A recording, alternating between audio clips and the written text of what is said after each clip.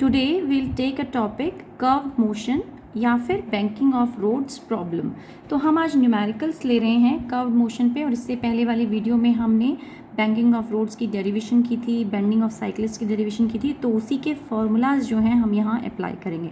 तो पहली प्रॉब्लम मैं ले रही हूँ, a train has to negotiate a curve of 400 metre by how much should the outer rail be raised with respect to the inner rail for a speed of 48 kilometre per hour.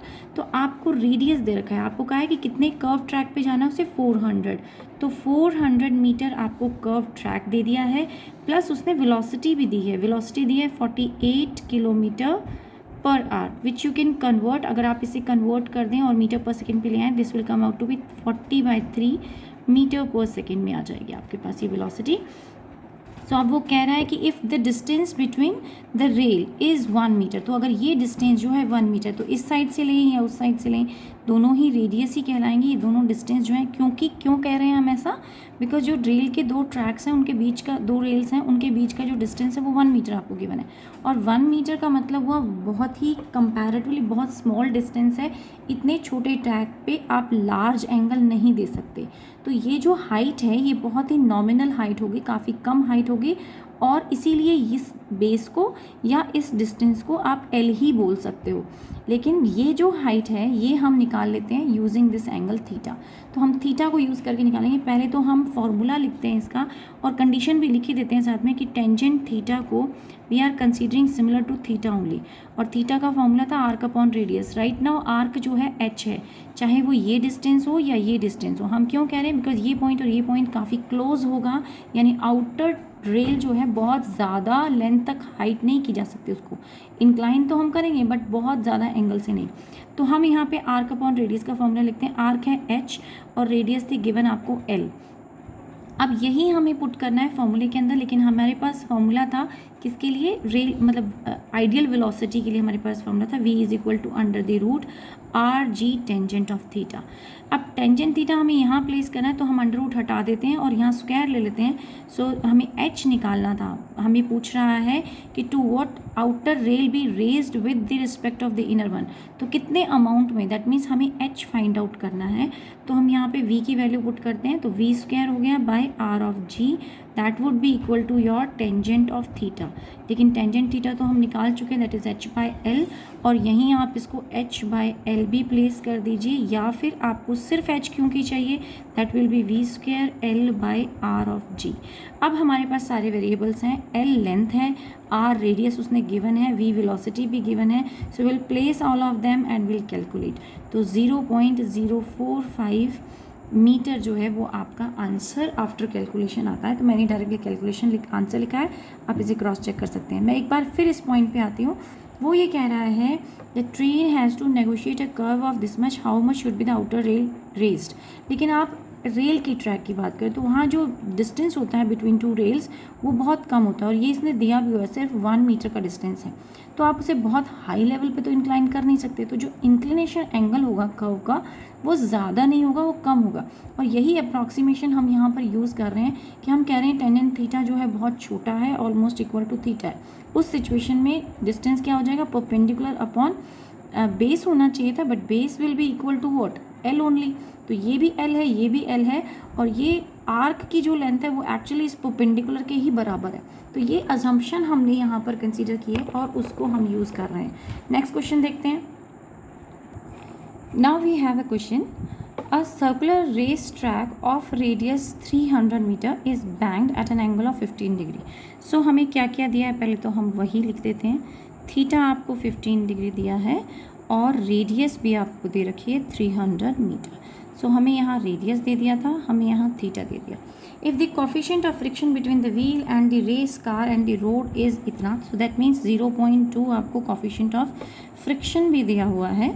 And then they are asking What is the optimum speed of the race car to avoid the wear and tear of its tire? Now they are asking about the optimum speed. See, derivations के जब हमने time पे किया था तो हमने किसी optimum speed का जिक्र नहीं किया, लेकिन हमने एक केस का जिक्र किया था कि जब आपका म्यू क्या हो जाता है, ज़ीरो। दैट मीन्स जब आपकी वेलोसिटी फ्रिक्शन पर डिपेंड नहीं करती, और इसी स्पीड को हम कहते हैं ऑप्टिमम स्पीड। ये वर्ड पर्टिकुलरली वहाँ पर नहीं आया था ऑप्टिमम, तो यहाँ मैं इसे मेंशन क्लियर कर देती हूँ कि ऑप्टिमम स्पीड कब होती है, when there is minimum wear and tear, यानी कि ये एक तरीके से आइडियल स्पीड होती है। तो हम ऑप्टिमम का मतलब क्या है, ideal to be safe on that track. उस ट्रैक पे सेफ होने के लिए जो मिनिमम स्पीड या आइडियल स्पीड हमें चाहिए, ये वो स्पीड है। स्पीड कम भी नहीं होनी चाहिए, स्पीड ज़्यादा भी नहीं होनी चाहिए। मैं इसके सेकंड पार्ट में उसको इंक्लूड करती हूँ कि कम स्पीड हो गई अगर ऑप्टिमल स्पीड से तो क्या प्रॉब्लम आएगी, और ज़्यादा स्पीड होगी तो क्या प्रॉब्लम आएगी। तो दोनों केसेस में फिर म्यू का रोल आ जाता है। तो अभी फ़िलहाल क्या ले रहे हैं हम कि म्यू ज़ीरो है। म्यू ज़ीरो है तो आपका फार्मूला वही बन जाएगा, that is equal to R G tangent of theta, and you have everything. Theta भी उन्होंने 15 डिग्री दिया है, और आप इसको either in terms of 15 degree ही छोड़ दें, नहीं तो आप इसकी वैल्यू भी लिख सकते हैं। उन्होंने दी नहीं थी तो बट मैं लिख देती हूँ, टेंजेंट ऑफ 15 डिग्री जो है उसकी वैल्यू होती है आपकी 0.2679, जो आपको टेबल से देखनी पड़ेगी। तो यहाँ आपको लिखना है, रेडियस लिखेंगे, जी की वैल्यू लिख देंगे, एंड देन ये प्लेस करेंगे, कैलकुलेट करेंगे, यानी कि ये वैल्यू प्लेस करेंगे, you will gate 28.1 metre per second. तो हमारे पास ऑप्टिमम स्पीड आ गई, यानी कि आइडियल स्पीड आ गई कि जिस सिचुएशन में जो कार है वो without any wear and tear निकल जाएगी, सेफली निकल जाएगी, किसी भी डायरेक्शन में ना स्किड करेगी ना अंदर की तरफ गिरेगी, कोई प्रॉब्लम नहीं आएगी। और इसी स्पीड को हम कहते हैं मैक्सिमम या मिनिमम, मैक्सिमम आइडियल स्पीड, जो मैक्सिमम पॉसिबल स्पीड जो कार जिस स्पीड से जा सकती है कर्व ट्रैक पे। नेक्स्ट क्वेश्चन देखते हैं। नेक्स्ट क्वेश्चन में पूछता है इसी का part, next part, maximum permissible speed to avoid the slipping. अब क्योंकि उसने फ्रिक्शन दिया है और ये कहा है कि कार के और रोड के बीच में ही फ्रिक्शन था, तो अब हमें पता होना चाहिए कि इस फ्रिक्शन के साथ कितनी मैक्सिमम पॉसिबल स्पीड हो सकती है कार की विदाउट स्लिपिंग, वो हमें और निकालनी है। ये जो स्पीड थी ये तब थी जब फ्रिक्शन था ही नहीं, यानी जब फ्रिक्शन पे वेलोसिटी डिपेंडेंट नहीं रहती है। So the maximum permissible speed का जो फॉर्मूला होता है वो है ये। यहाँ पर R आपको गिवन है, G 9.8 वो भी हमें पता है, थीटा भी हमें गिवन है, और यहाँ तक कि म्यू भी गिवन है। तो इस पार्ट में कैलकुलेशन वाइज तो हमें ज़्यादा कुछ नहीं करना था, हमें सिर्फ सबकी वैल्यूज़ प्लेस करनी है। 300 इंटू 9.8 0.2 प्लस आएगा यहाँ पे 0.2679 डिवाइडेड बाय 1 माइनस 0.2 इंटू 0.2679, और जब आप इसे सॉल्व आउट करते हैं you will get the answer 38.1 metre per second. तो ये तो मैंने डायरेक्ट कैलकुलेशन वाइज आंसर लिख दिया है, लेकिन यहाँ जो कॉन्सेप्ट है वो मैं ज़रूर बताना चाहूँगी कि ये जो मैक्सिमम परमिसिबल स्पीड है इसका मतलब क्या है। इसका मतलब ये है कि ये जो स्पीड थी, एक तो आपको बताई है कि आइडियल स्पीड यानी जो ऑप्टिमम स्पीड है, उस स्पीड को मैं मान लेती हूँ V0। तो सपोज ये है आपकी ऑप्टिमम,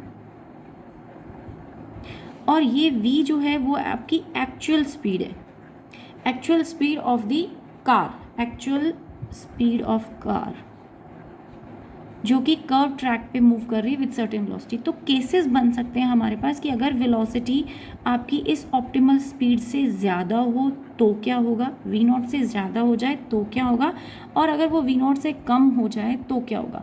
और ये जो केस कर रहे हैं हम, ये किसका केस कर रहे हैं, अब उसने बोला maximum permissible speed, that means हम इस वेलोसिटी की बात कर रहे हैं कि आइडियल से तो ज़्यादा है लेकिन फिर भी उसमें कोई एक्सीडेंट नहीं होगा। आप देखिए आइडियल से ज़्यादा, क्योंकि आइडियल हमारा जो केस आ रहा था अभी हमने सॉल्व किया, दैट वाज कमिंग आउट 28.1, और ये आ रहा है आपके पास 38.1, यानी उससे 10 मीटर पर सेकेंड ज़्यादा हो गई, यानी हम इतनी स्पीड से सेफली ड्राइव कर सकते हैं विदाउट एनी एक्सीडेंट।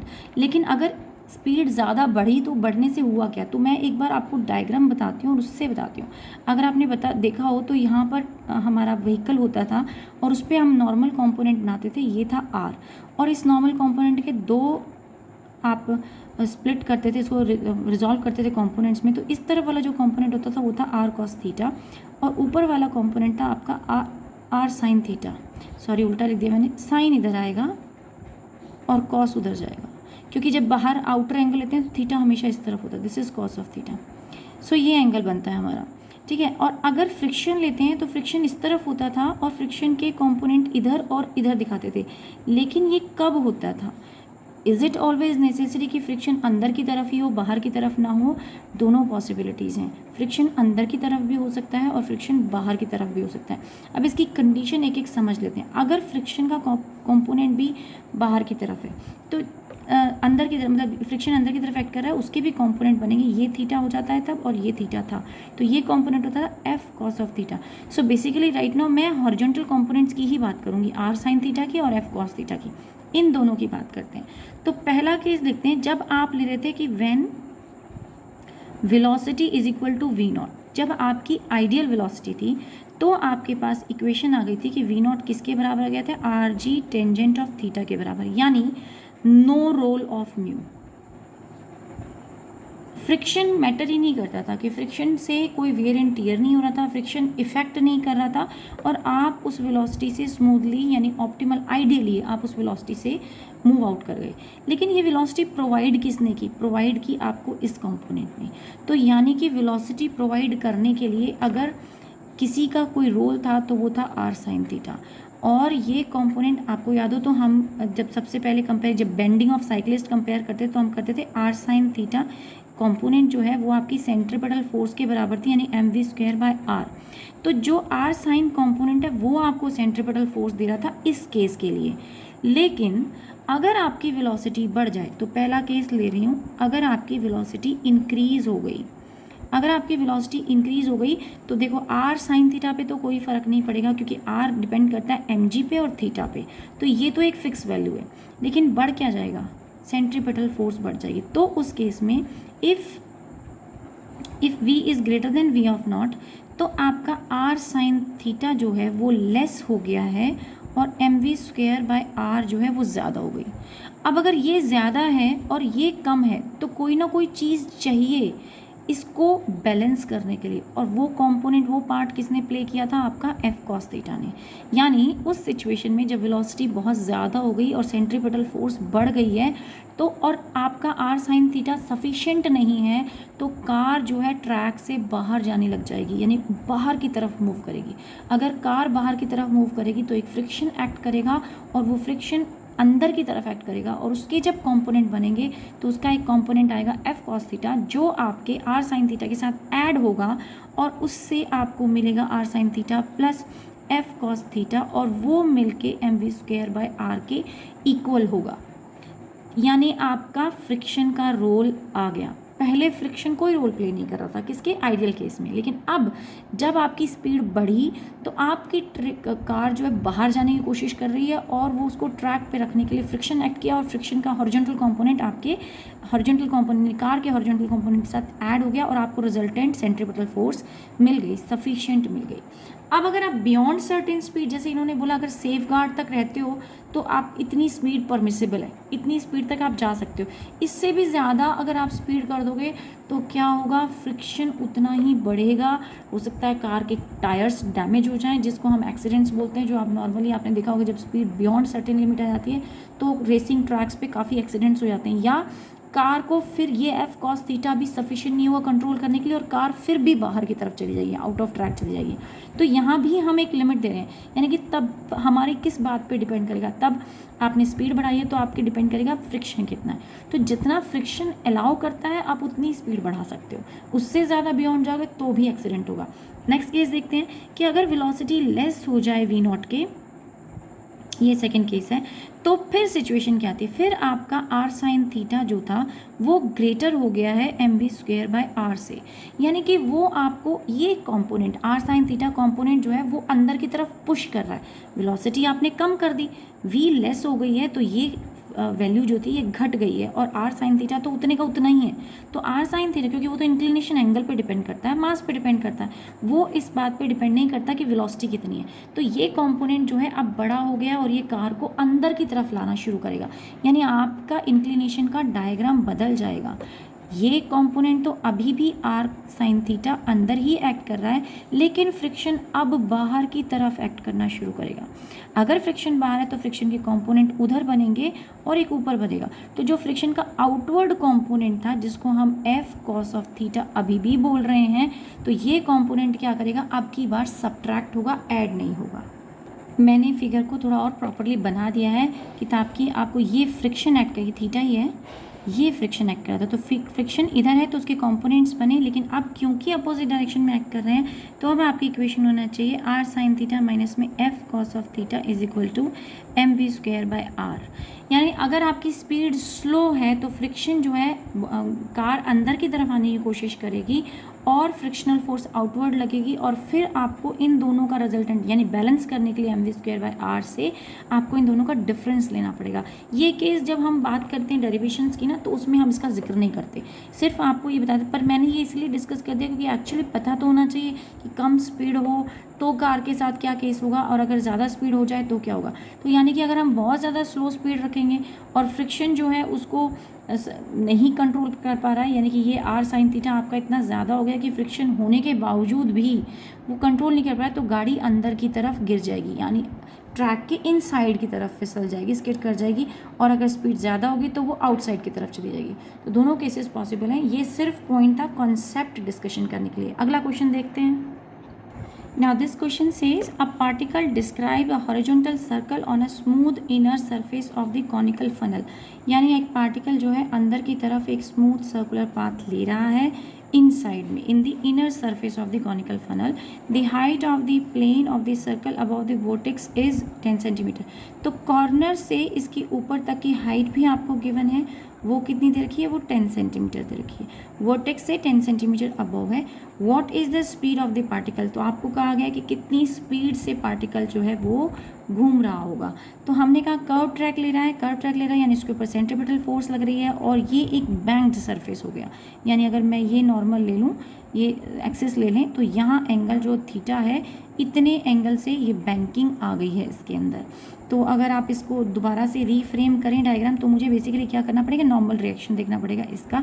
तो इस सरफेस से एक नॉर्मल हमने बनाया, नॉर्मल के आपने दो कंपोनेंट बनाए, एक कंपोनेंट इधर बनेगा, एक कंपोनेंट इधर बनेगा, और एक्चुअल में ये एंगल थीटा होता है।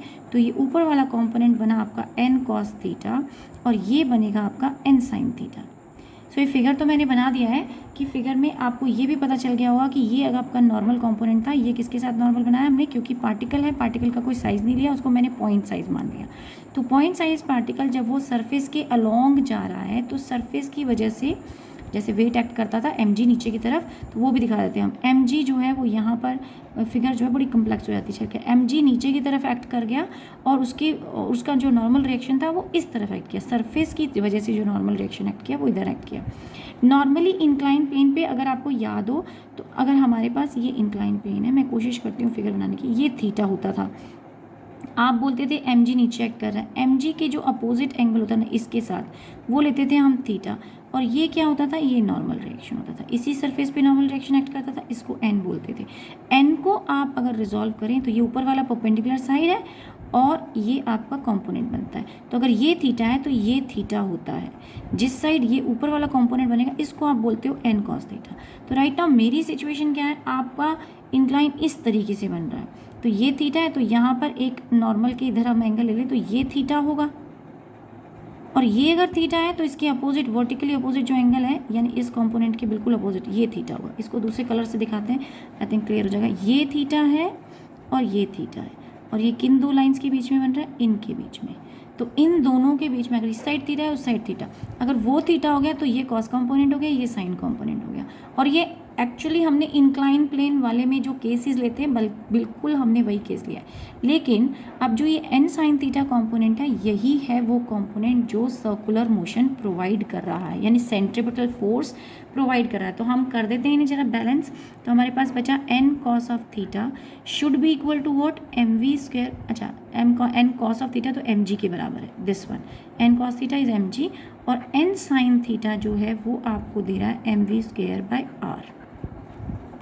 अगर हम इनका रेशियो लें, साइन बाय कॉस रेशियो लें, तो फिर से वही एक्सप्रेशन आ जाती है जो आप पहले भी कई बार कर चुके हो, that is V square by R G. Actually हमने ये इंक्लाइन प्लेन से स्टार्ट किया, लेकिन हमने बताया क्योंकि सर्कुलर पाथ ले रहा है, सर्कुलर पाथ लेगा तो tangent theta equal to V square by R आएगा, और यहाँ पे हमें टेंजेंट थीटा की वैल्यू चाहिए। टेंजेंट थीटा क्या होगा, दिस हाइट, अगर कोई भी ट्राइंगल का हिस्सा ले लें तो ये आपका ट्राइंगल बन जाता है, इस लूप का आप एंगल ले लो तो आपके पास हाइट की वैल्यू आती है, दैट इज़ ये डिस्टेंस भी, ये वाला डिस्टेंस, मैं इसको भी, ये पैरेलल टू दिस साइड है तो आपके पास ये आ गया और ये डिस्टेंस आ गया। तो हम ले लेते हैं जो रेडियस ले रहे हैं हम उसका वर्टेक्स के साथ, बहुत ज़्यादा डिफरेंस नहीं होगा, तो tangent theta is equal to H by R. तो आपके पास हाइट अपॉन रेडियस, रेडियस उन्होंने फनल का दिया हुआ है।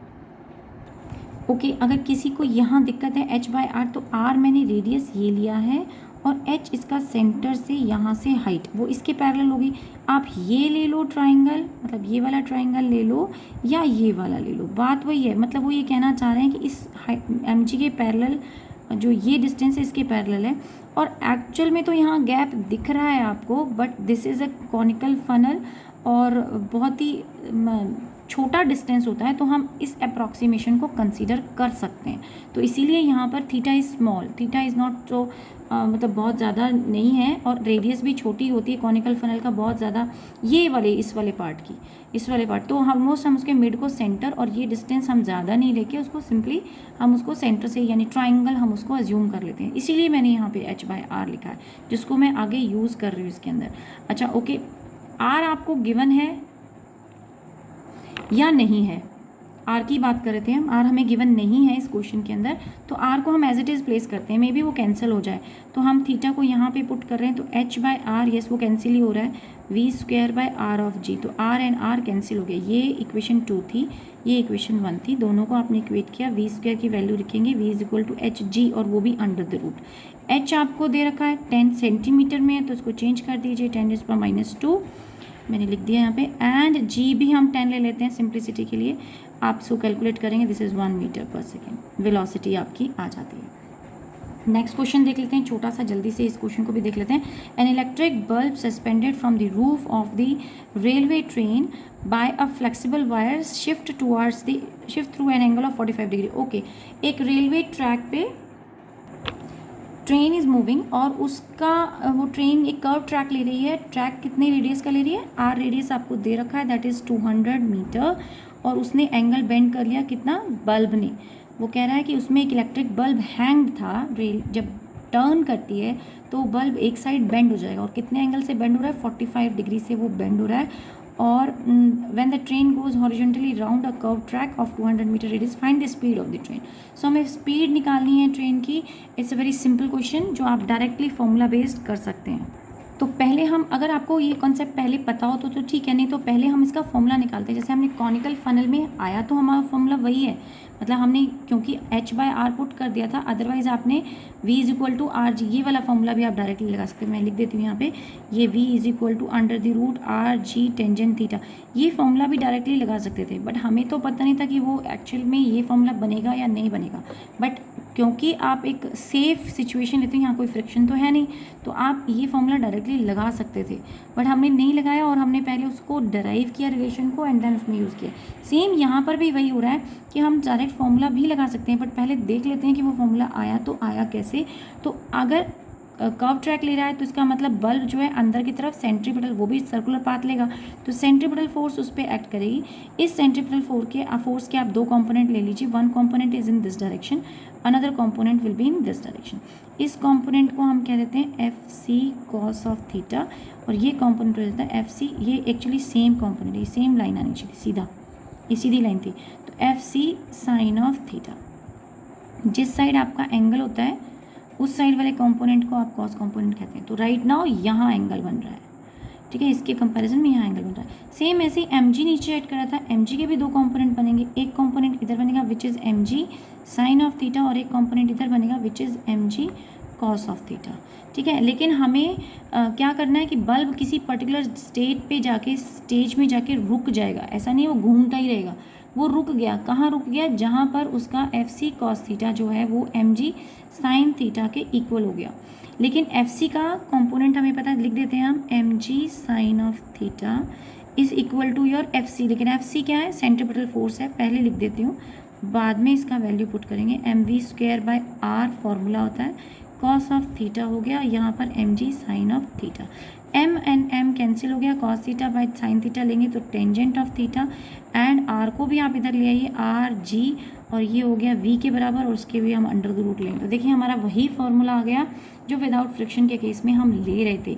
अब आपको सिर्फ वैल्यूज़ प्लेस करनी है, तो वी निकालने के लिए आर आपको दिया हुआ है 200, जी की वैल्यू ले लीजिए 10, और tangent of theta 45, that is 1, so it comes out as 44.72 metre per second. तो this will be your final answer.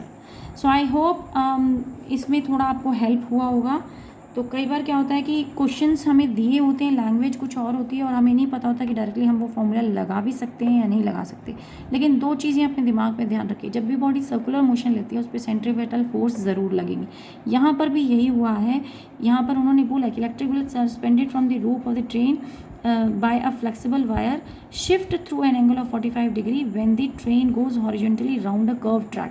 तो उसने कर्व ट्रैक लिया ट्रेन ने, जब ट्रेन कर्व ट्रैक लेगी तो आपकी बल्ब भी एक कर्व ट्रैक पे है, यानी बल्ब के ऊपर एक सेंट्रीपिटल फोर्स लग जाएगा जो उसको अपनी मेन पोजीशन से शिफ्ट करके इस तरफ ले आया। लेकिन उस पर एक अकेला एफ सी नहीं लगा, उस पर एम जी भी लग रहा था। तो हमने दोनों को रिजॉल्व किया कंपोनेंट्स में, and then we get to know कि आपकी वैल्यू क्या आती है।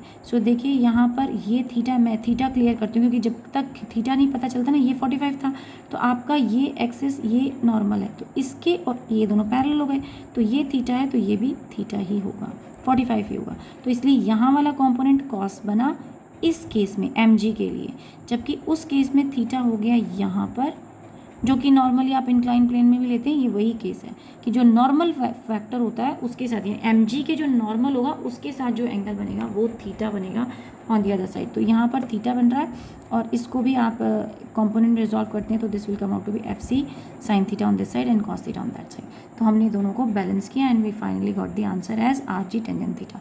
सो आज की क्लास के लिए इतना ही। अगली क्लास में कुछ और क्वेश्चंस देखते हैं। मैं कोशिश करूँगी अगली क्लास में लिया जाए vertical circle motion. Thank you.